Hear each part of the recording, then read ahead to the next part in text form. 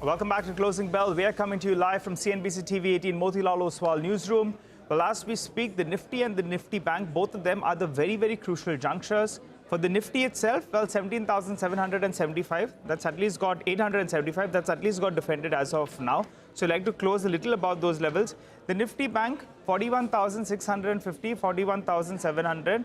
Many times we have gone there in the last 1 month and we have popped from there. So the bulls will be hoping that this time as well it does an encore. So let's see whether or not that happens. But let's get into dealing room chatter. Nimesh, what's your sense in terms of flows? India has been underperforming as it is, but what's the flow picture looking like? Well, tough day for the bulls, right? Yeah. FNO expiry, FIS selling, and the Adani Group stocks under pressure, all adding up to India's underperformance in today's trade. In fact, as you rightly pointed out, India has been relatively underperforming the global peers. Like the global is good, right? For the last many days, US markets are good, Asian markets are doing good, but we are underperforming.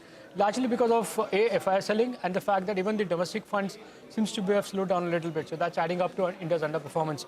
In today's trade, the biggest knock has come in the financial stocks. And that shows for the sentiment as well. Despite strong numbers from virtually all the banks, whether it's PSU banks or private banks, still they've got sold into. So that shows a bit of sentiment towards the financial names, at least from the retail investors. That's the overall feedback. On the other side, the sector of the day today is clearly autos on the back of strong numbers from Maruti and TVS, and there is a bit of nibbling continuing in the technology names from the larger institutions. So that's the feedback on the other two sectors. But again, we are now back to the lower end of the trading range between 17,800 and 18,300. So 17,800 on a technical level is an important level to watch. If that gets broken out, you'll see further selling pressure on the Nifty and on the Bank Nifty. But broadly, today's underperformance is largely because of FOMC expiry. Also, the fact that there is a FI selling in the larger names and the Adani stocks under pressure is adding to that underperformance. All right, Nimesh, but tell us about individual stocks. What are you picking up on some of them? Sure. So in terms of individual names, the first stock on my list today is Hindustan Construction, HCC. That stock is relatively down today, but largely understand the company is likely to bag a very, very large order very soon. So that's something to try going forward as far as HCC is concerned. So that's the first one. The second stock is Indian Bank. We saw the numbers got reported today.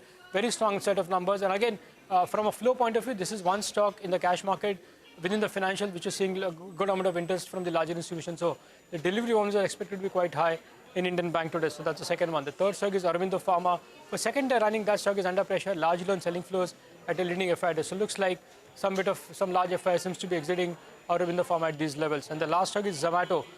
No specific news, but the stock was down 10% intraday. Huge volumes on that stock as well, and I believe a leading FI was an aggressive seller in Zomato in today's trade, and hence that stock is under pressure. Nimesh, thank you very much for that list. The market sell-off has deepened, now below 17,900. Rahul Mohinder is back with us, and he's going to tell us what you can buy today or sell tomorrow for a reverse trade. Rahul, afternoon. What trades do you have for us?